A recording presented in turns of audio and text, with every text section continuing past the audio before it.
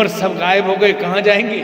ये सब आदमी में पैदा हो गए। आदमी का शरीर आदमी जैसा दिखता है, लेकिन उसके व्यवहार देख लीजिए लोमड़ी की तरह है।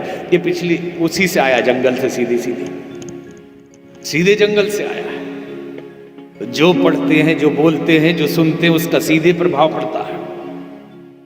एक युवक को बीमारी लग गई, डॉक्टर कितने भी इलाज किए वो ठीक नहीं हो रहा। तो एक मनोवैज्ञानिक को बुलाया गया।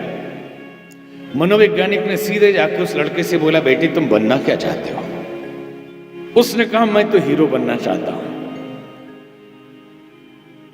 तो बंबई में कोई परिचय है?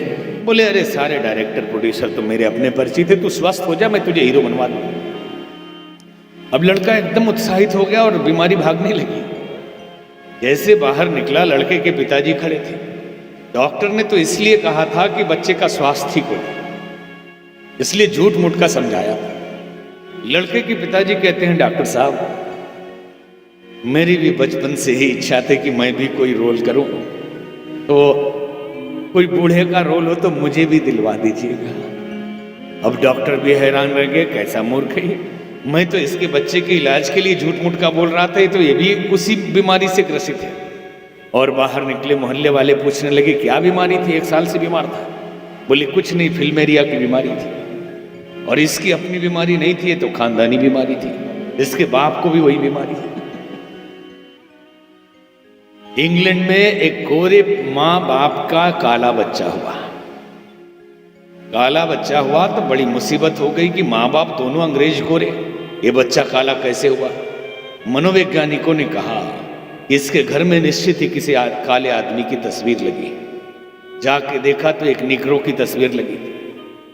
इतना प्रभाव पड़ता है देखने का। माँ के गर्भ में यदि बच्चा हो तो घर में जो फोटो लगाते हैं उसका भी असर पड़ता है।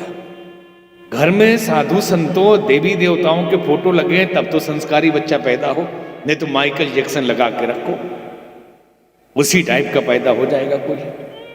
और फिर बाद में क्या, हम क्या चाहते थे ऐसा हो जाए? अरे आप चाहते नहीं थे, लेकिन आपने खुद किया है,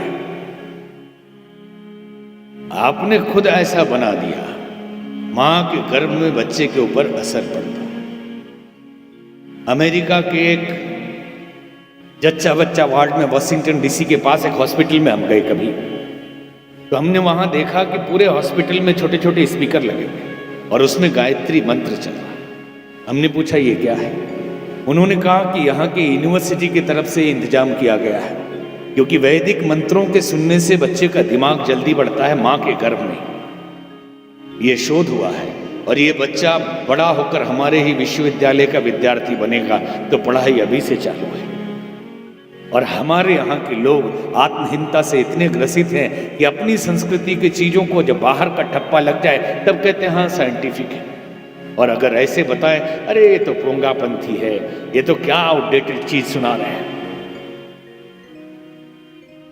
रुकता जहां जमाना होते वहां शुरू, जहां ये अभी पहुंचे हैं उस वहां से तो इधर का साइंस शुरू होता है। अभी यहाँ के एक एक चीजों पे शोध कर रहे हैं वो लोग और बाद में कहते हैं ये साइंटिफिक है पहले से। तो ये पुंसवन संस्कार बड़ा ही साइंटिफिक था।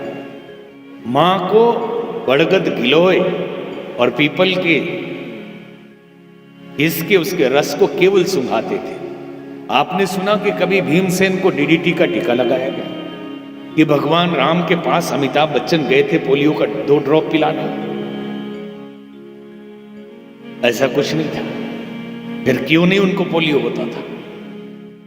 क्योंकि ये औषधियां इतनी कारगर हैं कि केवल सूंघने मात्र से उसका असर होता है।